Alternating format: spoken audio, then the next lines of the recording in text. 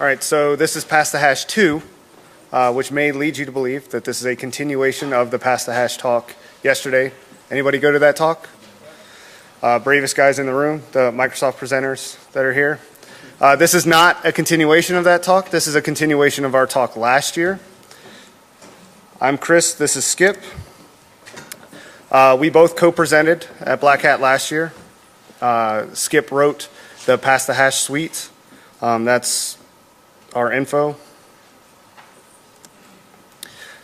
So this story so far, last year we demonstrated how to use WCE to pass the hash using Windows tools. So you can pass the hash and fire up PowerShell. You can use credentials within Windows itself by adding a single binary.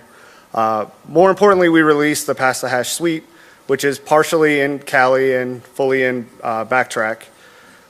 Basically that took an old patch of Samba to allow it to pass the hash, and then we ported that so that you could pass the hash to Exchange, SQL, pass the hash with Firefox. Has anyone used those tools? A couple people.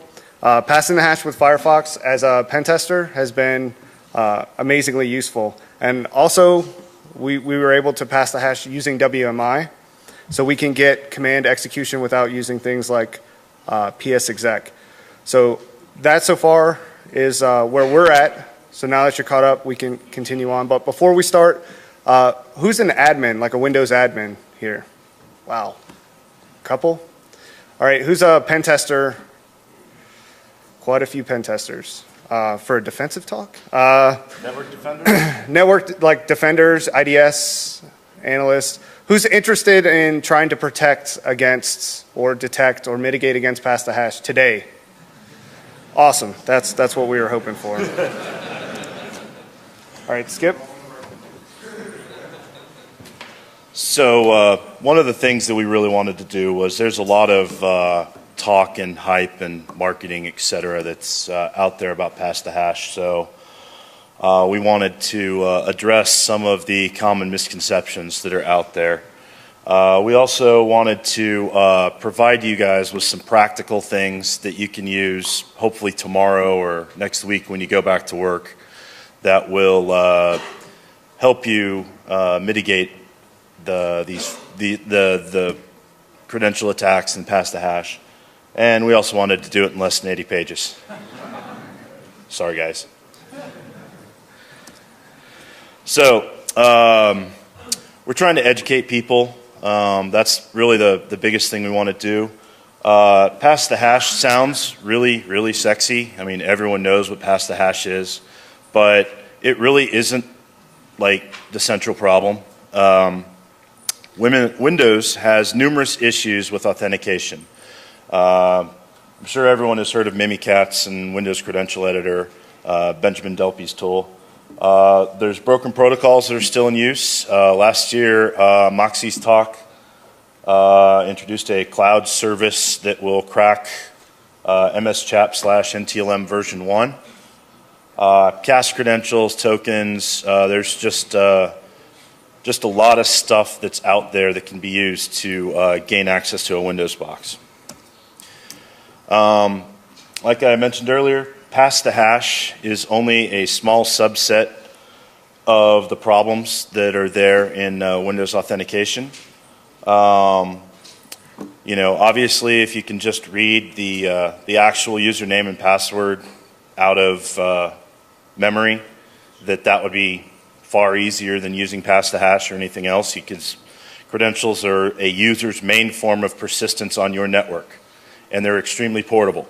You can go from one machine to another machine if you actually have the username and password. So a lot of people in this day and age have been asking, you know, why pass the hash when you can use the actual creds? For some reason, people think that you can actually fix pass the hash with a patch. Pass the hash is by design functionality that's built into the NTLM protocol. Why else do you think when the other service providers in LSAS save the username and password, the only thing that gets saved by the NTLM service provider are the hashes? If they needed the username and password, they would have saved the username and password. Instead, they saved the hashes. And another little side bit that I always like to hammer on, the LM password, if you're using a password on a Windows box that is less than 14 characters or less, in LSASS, the LM hash is always calculated currently. Now, the Microsoft guys talked about yesterday, new version of Windows Blue and Server 2012 R2. That functionality is finally getting removed because, I mean, who uses LM anymore? But, and obviously it also makes it easier to crack the NTLM hash because you can then use rainbow tables on the LM hash. You could then just take that word, do some case scrambling, and you'll get the NTLM without any problems. So this is something that was partially addressed yesterday, but it still had a big TBD next to it. Even if Microsoft figures out a way to completely neutralize pass the hash or any of the other attacks that are out there, there's no guarantee that it's going to be backported into the versions of Microsoft products that are being used in your environment today. So just as a quick informal survey, who here still has Vista on their network? I was getting there. Who still has XP on their network? All right. Who still... You know where we're going next, don't you? Who still has 2000 on their network? All right. You're going to make me ask it, aren't you? Who has Windows NT still on their network? You know what? We're just going to call you the winner and we'll be done with it. 95? 98. Oh, man. 95. You make a grown man cry. Oh, wait, or start me up, wasn't it? Yeah. I'm sure that stuff's still out there. So anyway, another common topic is that Kerberos actually completely solves or completely eliminates the problems with pass the hash. And that is quite simply just not true. The NTLM hashes are actually used in the Kerberos process as the long-term secret keys between Kerberos principals and the domain controller. So if you compromise the domain controller, you still get the encryption key for everyone, for every Kerberos ticket, the long-term encryption key. The Kerb TGT hash, which is in the domain controller, is the master key for all Kerberos tickets. So per our white paper last year, once you have that, you can actually create your own arbitrary Kerberos tickets with whatever privileges for whatever user. All you need is a few SIDs and away you go, and you can literally just write your own ticket onto the network.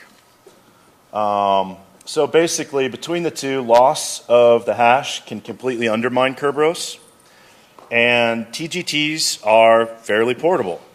They can be with WCE, and I think Mimikatz also has that functionality now. The TGTs can be exported from one computer, moved over to another, re-imported into LSASS, and even though they're time limited, they can more or less be continually renewed with, some caveats depending on what your settings are. And the Microsoft guys kind of going, eh. Yeah. So basically, there's still a lot of issues with Kerberos. And just as a quick aside, there was a ACM paper from, what was it, 91? 91 or 92. 91 or 92, that talked about problems in Kerberos 4, where they talked about things like compromise of the KDC could ultimately result in somebody being able to impersonate anybody on the network.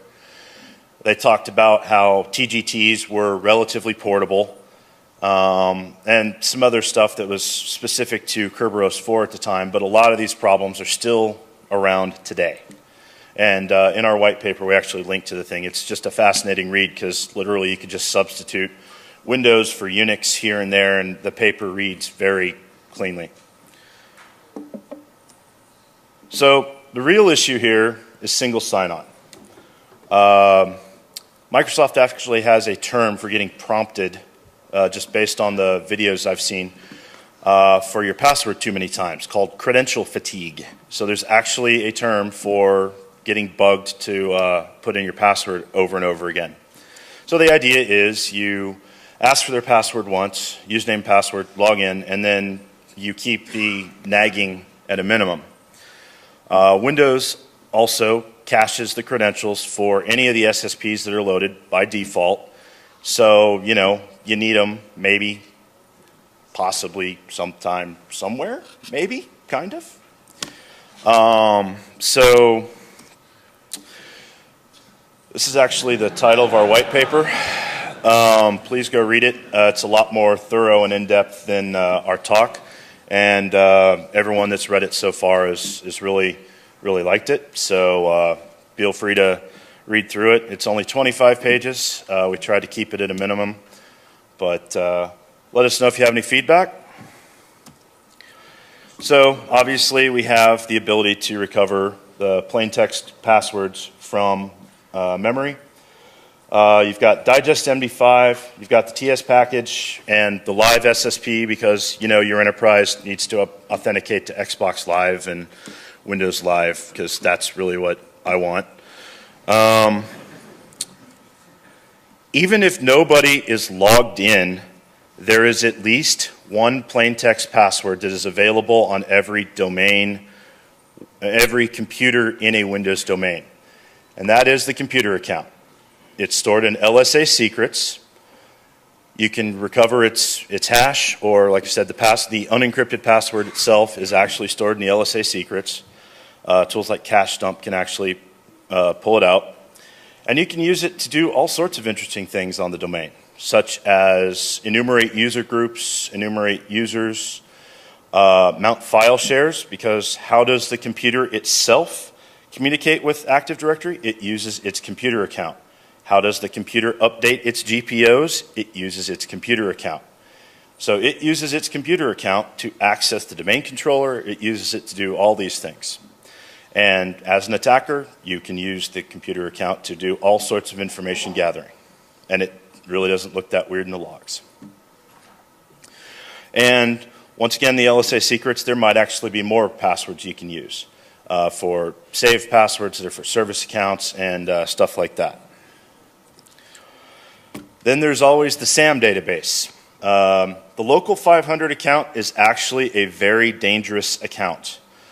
There is a separate UAC setting for the local 500 account that is disabled by default in most modern versions of Windows. However, the 500 account itself, if you install from disk the latest version of Windows, is disabled by default. When you sign in and create a new user, you actually create a new local user that is in the local admins group. And by default, both the guest and the local administrator account are disabled. However, a lot of places still use them. The only caveat to that is, on Server 2012, currently, by default, the 500 account is the one that gets created, and the UAC setting that's specifically for the 500 account is not enabled by default. The other problem with the local admin accounts are that they're typically shared passwords across multiple machines. If you're in an environment where you image, you have a gold standard, that local account is then used throughout. Like I mentioned earlier, that last bullet was meant to be on the last slide. Oops.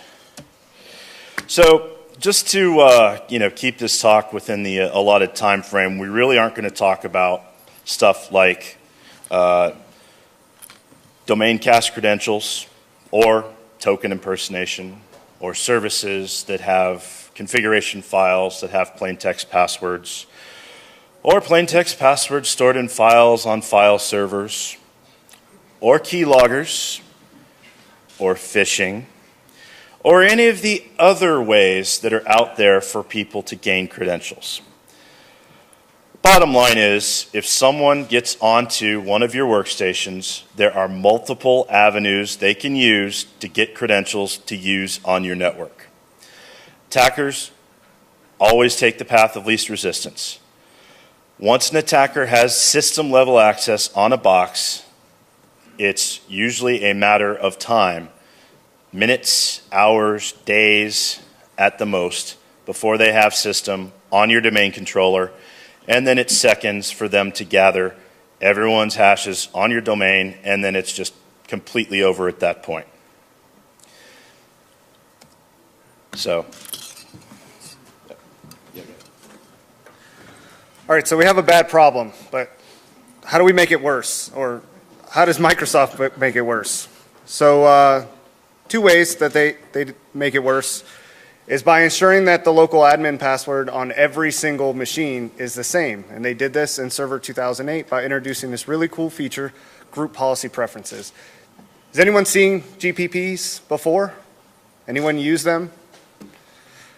Okay, so they're actually really powerful. They give you granular control of lots of settings, but they do easily enable an admin to set the same password across entire OUs and across entire enterprises. Another way that Microsoft made this worse is with smart cards, which I was part of an organization where Microsoft came in, a consultant came in, and tried to sell us on the security benefits of smart cards. And one of the things that they sold us on was that it would help mitigate the pass-the-hash attack. That was a decade ago, and of course, the Microsoft presenters went over the fact that it actually makes it worse. So let's start with group policy preference settings. So this is what it looks like in Group Policy Management Editor. So we're going to rename the administrator account to Don't Hash Me Bro and set a password. And that's a really easy way to ensure that even if one of your users has local admin rights, they don't go and change the local admin password. So a lot of people find it useful. But what it actually does is makes it really easy for an attacker. By renaming the account to something like MS Presenters and setting that password, we're able to get on one box and then move from that box to any other box with the same password. And that's essentially what pass the hash is in its most common form. But actually, GPP makes it even worse, because the passwords are only obfuscated on the domain controller. And as Skip talked about before, the actual machine account is a domain account and can access the DC. So an Italian researcher released a Python tool to be able to decrypt it, and actually found it's AES encrypted, so it's not technically obfuscated. It is encrypted, but it's encrypted with that 32-byte key that was on TechNet post on the subject. So the tool that he released was in Python, which is cool, but Python's not installed on Windows by default, but PowerShell is. So I rewrote it as a PowerShell function, and released with the talk is get decrypted C password. So if you want to go grab the actual encrypted form, pull it down and decrypt it instantly with PowerShell, you can do that. We're going to quickly demo what this looks like to your enterprise. And we did this from a user standpoint, targeted at admins. Obviously, if you're a pen tester, there are Metasploit modules for you to do this. There are lots of other ways that you could accomplish this. But I want to show you how easy it is for a user to be able to do that. So the scenario is GPP is being enforced. This user who Googled a little bit has figured out that he can get around the actual restrictions on his user account. So he downloads get GPP password, and then he now has local admin.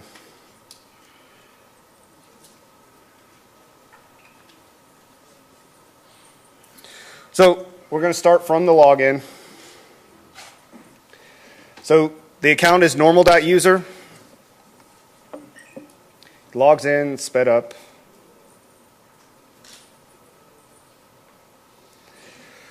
So he's got this really cool tool that he uses at home that he wants to use here, VNC, which is everyone's favorite remote access tool. So he goes to try to install it, and UAC stops him, which it should. It requires administrative credentials. So he puts in his username and password, because maybe he is an admin, but he doesn't have the rights, so he needs to elevate. So with group policy preferences, he's literally seconds away from being able to accomplish this and many other devious things. And we will show you how easy it is.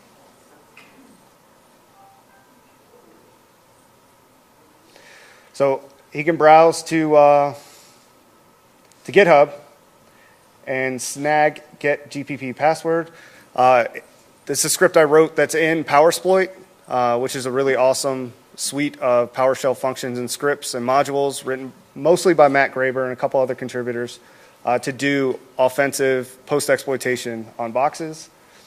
So the easiest way, even if PowerShell is locked down, the execution policy is in its default setting. See, that PowerShell session is normal user.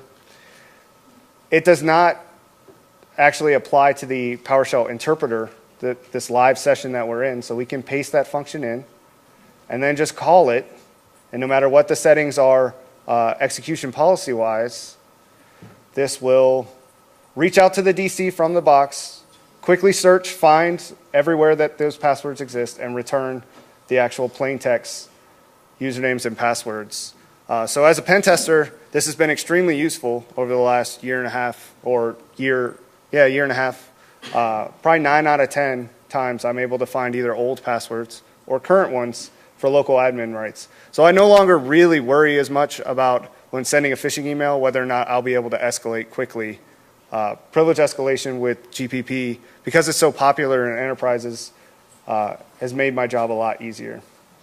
So now I can just log in as a local admin account and install the software that everyone wants on their enterprise, especially if you're security. So the demo is focused at admins. We're going to throw this up on YouTube. So if you want to show, if you're a pen tester and you want to show how bad this is to someone quickly, you can do it in less than 3 minutes. But the reality is, as a pen tester, you'll be able to use this to move around pretty quickly.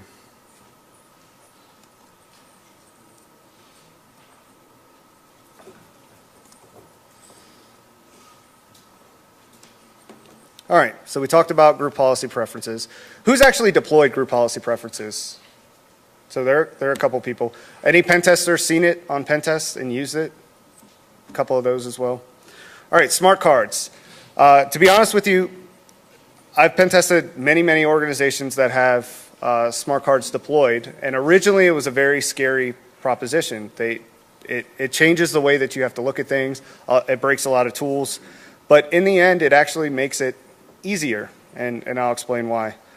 One, smart cards are great in that users don't have to remember passwords. So by checking that account, smart card is required for interactive login right there. We get rid of the requirement for that user to have a password. Unfortunately, authentication on the back end really works essentially the same. What you're looking at down here is mimikatz from a smart card user who's interactively logged in using their smart card, and we've dumped, that's their password in hex, which it would be terrible to have to try to type that.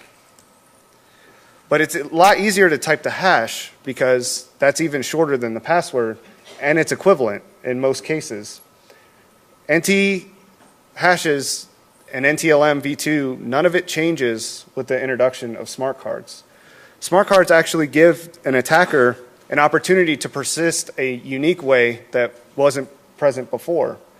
With Pass the Hash Firefox, which is what you're looking at on the bottom here, and the fact that NTLM SSP has been pushed out of the perimeter, which is a lot of what we talked about last year, you can now hit an enterprise, dump all the domain hashes, and then come back in hitting SharePoint or OWA using those hashes, even if they have smart card deployed. The beauty of smart cards is that the passwords, the hashes themselves never change. Once the account has been configured, It's not like service accounts that change at a random interval or change at a set interval. Those hashes will remain the same. So in a scenario where, say, an intern shows up at a new company and they're given a smart card, that password hash in the enterprise, no matter how much the enterprise moves on, the hash itself for that actual user, he could become the CEO eventually and have the same password he had when he was an intern. So 10, 15, 20 years later, if something doesn't drastically change, that's really the scenario that you could end up with. One other thing real quick about smart cards. Oh, yeah. Smart card accounts, while you can do password guesses on them, they do lock out, but as soon as somebody actually logs in successfully with the smart card, they don't even get prompted that their password account was locked out. So because the smart card is considered a stronger form of authentication than the username and password, you essentially have unlimited guesses to those accounts. They will lock out for like NTLM, but then once somebody logs in with a smart card, it's game on again. So also the accounts don't expire. And we have actually been to an organization that is part of their setup of a new account. As soon as you click that checkbox, it scrambles the password. It assigns a random password. They then went and assigned the same password to every account for every smart card user that was on there. So when we dumped the hashes, we ended up with 7,000 identical hashes.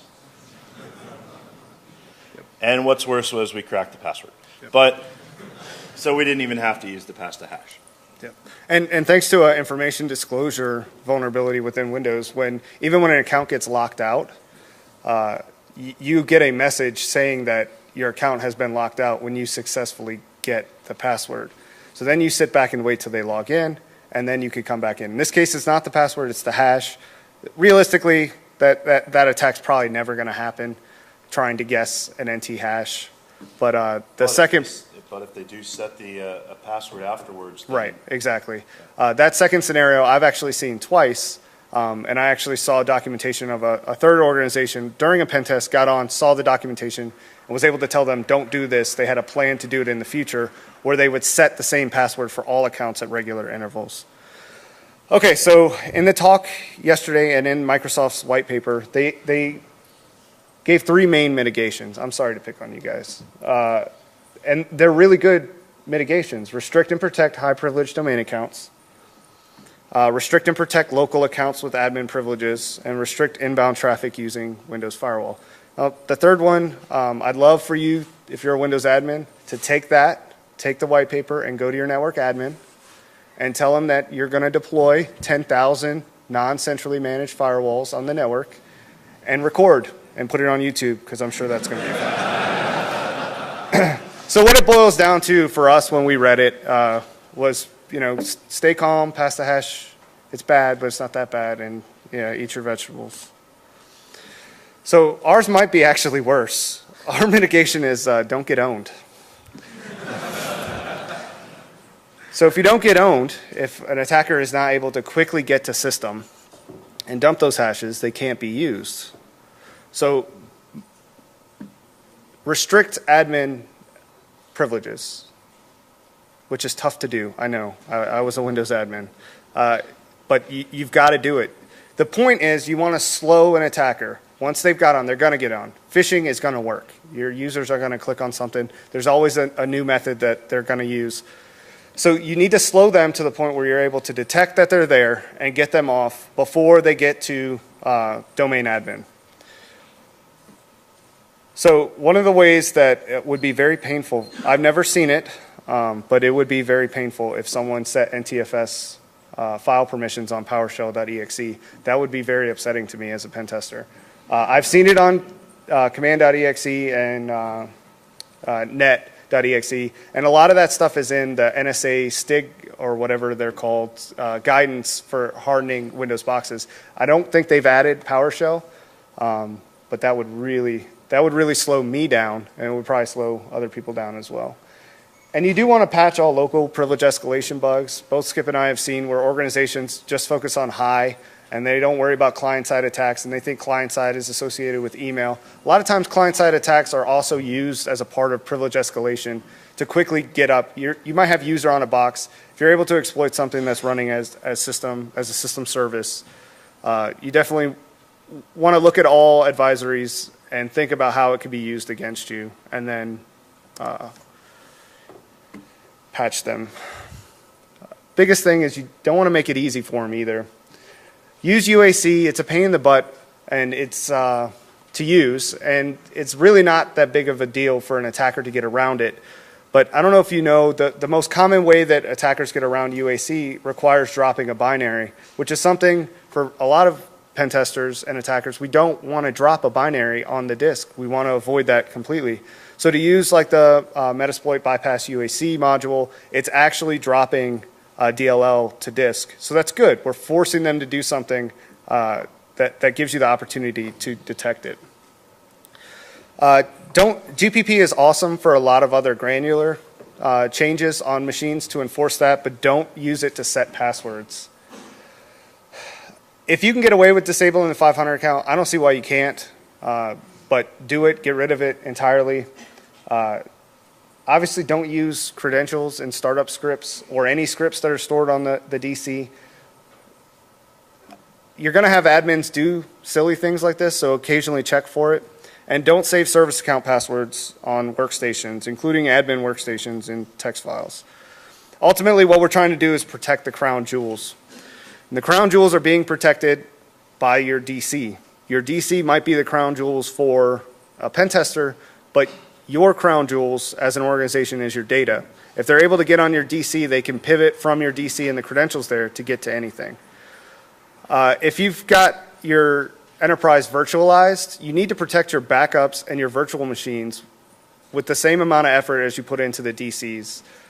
A lot of really strong organizations spend a lot of time on the DC itself and then leave backups sitting on, $100 Best Buy purchased network attached storage devices.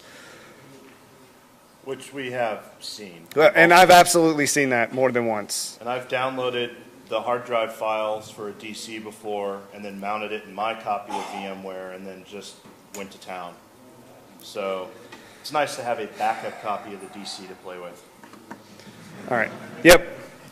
It's fun to rejoin that to the enterprise and just maintain it outside of their network for a while.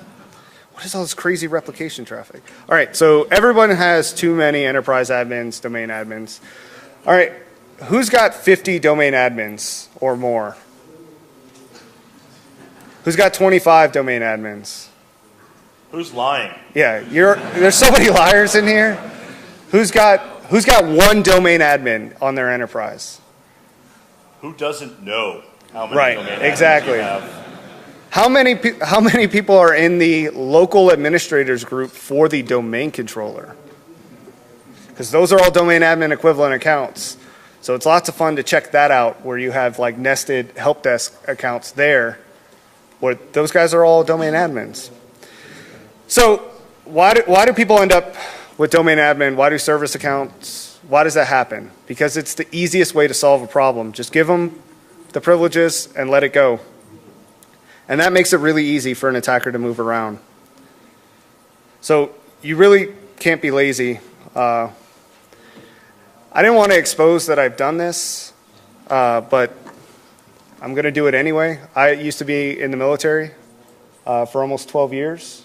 And in that time, I was told a lot of what I would do each day. And as a Windows admin, a lot of times I would have a major tell me, Sergeant, you will add these people to the domain admins group. And I never, ever wanted to do that because I knew that they didn't belong there. So what I decided to do is follow his orders explicitly, which were add them to the domain administrators group. So I created a domain administrators group. And then I added them to that. And then I took it one step forward, and I actually went in and explicitly denied them privileges to do things like move an OU or create accounts, delete accounts. So I had a whole group of restrictions, but that can bite you in the butt in a couple ways. One, if you leave the organization, so I left, and then you come back, and then you actually need domain admin rights, and they stick you in the domain administrators group.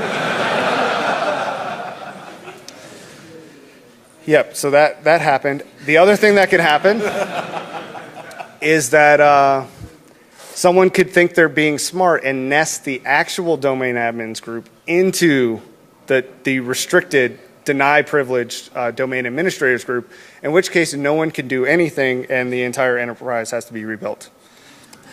So don't do that. All right, so this is basically eat your vegetable type advice. Issue multiple accounts to admins. I really, one of my biggest pet peeves, and I'm sure a lot of people in here agree, is if you're browsing the internet with IE as a domain admin, you A, shouldn't have domain admin privileges. Who said that? Should be fired. I might agree with that, but I was asked not to say that. So that's pretty common advice. Managing tokens, I went against an organization that was really good at this. Microsoft has some steps, ways that they're going to implement restricting tokens and their usefulness in future versions of Windows.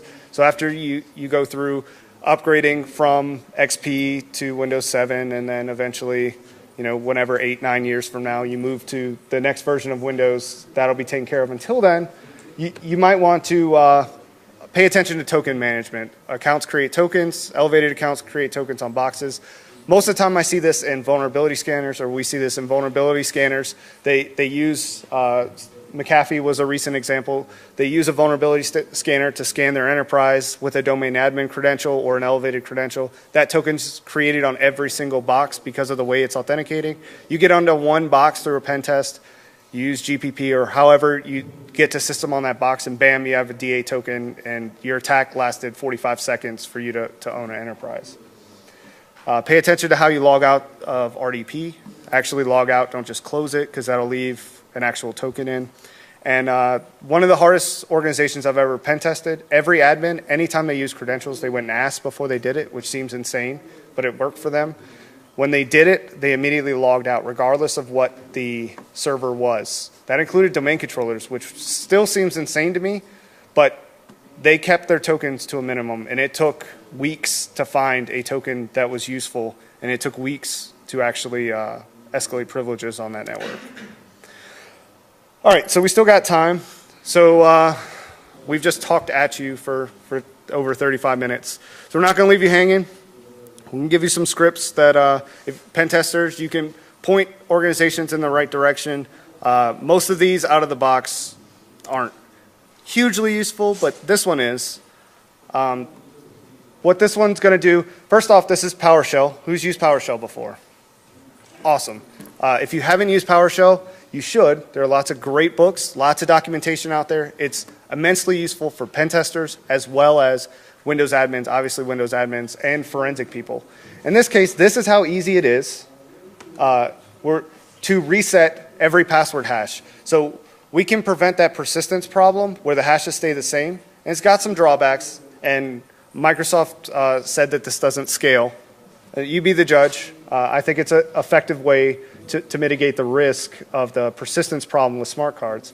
We're just going to import the Active Directory module there, create an array of users that actually have that account, have that setting set. Pretty simple. So now 80 users has all the accounts that have that setting. And then we're going to go through and do a easy for loop through, and toggle the setting, wait a second, toggle it back. That's going to randomly generate a new password for that user. It is going to kill all their live sessions, any active sessions they have at that point. But if you schedule this maybe every 90 days, you can certainly mitigate the risk of that. I know for a fact that a couple of sites that I've pen tested are actively doing this. One got a little over eager and was like setting it to run every day, every other day. I wouldn't recommend that. They had lots of replication issues after that. Another way to mitigate the local admin, the traditional pass the hash, which I like to think of like pass the hash Firefox, where you've dumped all the domain hashes, as kind of a different attack, because you have all the hashes this way. most people think of pass the hash as a lateral privilege escalation across a network. So to kind of slow that down, we released, and all this stuff is online on the BlackHat site since they didn't send out CDs this year. Set unique password is kind of a start. I wouldn't want every organization to start using this, because if everyone's using the same principle, eventually people will figure out a way around it and move on. But this is just an idea with different ways that I wrote. Skip requested that we generate random passwords, which is cool, and a lot of random password generators, they generate passwords of a static length. So if you're actually doing password cracking, which is a hobby of both of ours, knowing the static length of all passwords makes it actually easier to crack. So this sets random variable lengths of those random, pseudo-random passwords. It's not actually random. There's a built-in method within PowerShell to do that. I wouldn't recommend example 1 as well, unless you have to, because we're outing all the plain text passwords to a spreadsheet. That would be dangerous if left available to someone. And different use cases for it, you can read from a file, pipe it in, it'll go through and set all those passwords. Then this was, and I took this from 2 different clients that were doing this. I didn't come up with any of these ideas. But basically they took a phrase, a passphrase, and they appended it to something that was unique to each machine. So they had all Dell computers, so there was an actual serial number within the BIOS settings in the registry. So they actually pulled out the serial number, and then they appended it to the phrase. So then it was like, it's not multi-factor authentication at all, but it just set a unique password on every single box. So the code to do all that is in this function. You can prepend, append. You can look at it. There are other ways to do unique characteristics, MAC addresses, host names, IP addresses. I would tend to stay away from those because an attacker could get them off the network and eventually script out being able to move around laterally that way. But that's out there, which may be helpful for some of your clients if you're a pen tester or your organization. But detection of pass the hash is actually really easy. There's a right way to do it and there's a wrong way. So let's go over the wrong way, which I've seen. You could write tools to detect, you could write signatures for every pass the hash tool that's out there. The pass the hash tools that Skip and I use are not the same as what's out there, and I think anyone who's a pen tester probably has unique variations of the tools, so the signatures aren't going to match. So I wrote 3 examples of stuff that I've seen written in network signatures before, and those are find psexec service, find the Metasploit psexec service, and find winexec. And this is what it looks like. It gives you the host name that it came from, the username that was used, and when it was actually used. And what this is doing is going through the actual local logs, the event log, and pulling out signatures from the event log that this was happened. So this is detection, it's not prevention. So here's what it looks like. For one of them, this is find MSF psexec service. So we're finding the event ID, which is the modern event ID. They changed them up in, I think, Windows 7, 2008. So it's got a pretty interesting signature that Rob Fuller changed. He added an option within the Metasploit module so that you can change the service name. But the service always starts with M, and it's always that length of an EXE. So probably, you could have some false positives with this signature. It's not the greatest signature in the world. But that's pretty likely to be a psexec service start. So that's what that is. And that's full of fail for multiple reasons. A, like Rob changed the module, you can set the service name to be whatever you want. So that's not going to detect it. And if you think that this is actually detecting every pass the hash or every count use, you're really going to be lulled into a false sense of security. So instead, let's monitor for the actual activity itself. And if you walked around the vendor booth area, there are actually several products that are doing similar things that can all be accomplished with relatively simple PowerShell scripts. So what we're looking for specifically is NTLM network logins. So this little function, which that's all it is right there, is going to use an XPath filter, which I did a lot of testing, and this is looking for the older ID or No, that's the modern one. No, that's the older one, which still works. XPath filters for the get when event Windows commandlet. The documentation's not really out there. You see, it's kind of, the query is kind of weird looking, so I had to play with that to get it just right. But it's actually near instant. So you could have gigs. So I generated an event log that was actually 15 gigs. Just I subscribed to all the machines, dropped it into one, and created this huge event log. And I really wanted to put myself in an admin shoes. Like, can I actually use this? Not just throw together something that works on my one demo box. And a lot of the documentation that's out there, like in the PowerShell cookbook, is great, but it really wasn't as fast as I wanted it to be. So I settled on the XPath filter there. And that actually, in multiple gig event logs, returns near instantly, which is great. It's a lot faster than a lot of people recommend for looping through each event looking for this stuff, which takes hours, especially if you're trying to push this out over the network. So I think that's pretty useful, and I've been pushing that out to my clients, and they've been happy. So now we can find past the hash, and additionally, we pick up insider threats where accounts have been used, elevated accounts have been used, maybe outside. So one of the things that you can do, because this is returning objects, you can play with them. And this is a pretty good string to use. We want to get rid of anonymous login is going to show up all over the place, so get rid of that. Anybody know what that is? That host name? Or that one? That's the randomly generated host name used by the Metasploit psexec module. So that's bad. So what you can do with this is you can pipe it with send mail message, which is a PowerShell commandlet that easily lets you send emails, and you can schedule this as a task.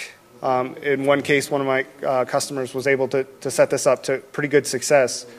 Where they have it running daily, you might want it more regular than that, and they have it emailing out, checking, running through the log, looking for elevated use, and then they audit just these elevated use. So this is elevated use over NTLM, which is most commonly going to be an attacker. And that brings us to the question slide. The surveys, if you scan your badge on the way out, that would be great. The feedback we got from last year was immensely helpful. So we would definitely appreciate that. We'd like to thank all the Accuvent Labs guys, Martin, Eric, Tom. I'd like to thank my boss, JP, for helping me get out here. And Matt Graber, Lee Holmes, who I was hoping would be here, and then Carlos Perez, and all the other PowerShell ninjas that helped me come up with those functions and make them better. And Princess, where are you? Yeah, you're here. Anyone have any questions? Yeah. Sure. There's a mic behind you if you can. Thank you.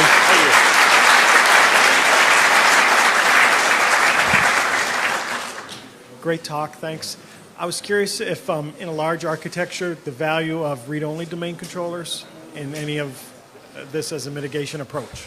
Read-only domain controllers are especially, I think they're mostly useful in physical security scenarios where as a full scope pen tester, I've been able to gain access to facilities that were less secure than other facilities and gain physical access to a domain controller. For it to be a read-only domain controller, that only gives you access to the credentials of the users that are there, which is a really good step. So I think that's very important when you're looking at physical security. But as far as past the hash, read-only domain controllers don't ensure that they don't enforce authentication from users that are there in that site. A user can explicitly authenticate against the DC itself. So it really doesn't stop or slow down. It might trip up a novice attacker that's not familiar with modern, and a lot of training doesn't include that. So if they've gone through, basic, I don't want to say that, so basic training that teaches pen testers probably how not to be a pen tester or how to be a pen tester 10 years ago, then they're probably going to run into that and not know what to do. But anyone that knows what they're doing is just going to realize it's a read-only domain controller. Good on you for having that, and then actually ask for the PDC emulator, go straight at the heart of the enterprise and move on. Are there any other questions? We're going to be, Skip and I are both going to head over to the AccuVent booth, and we're going to be over there hanging out, answering questions. So if you didn't want to ask it in a public setting, we'll be there. Thanks for coming, and enjoy BlackHat.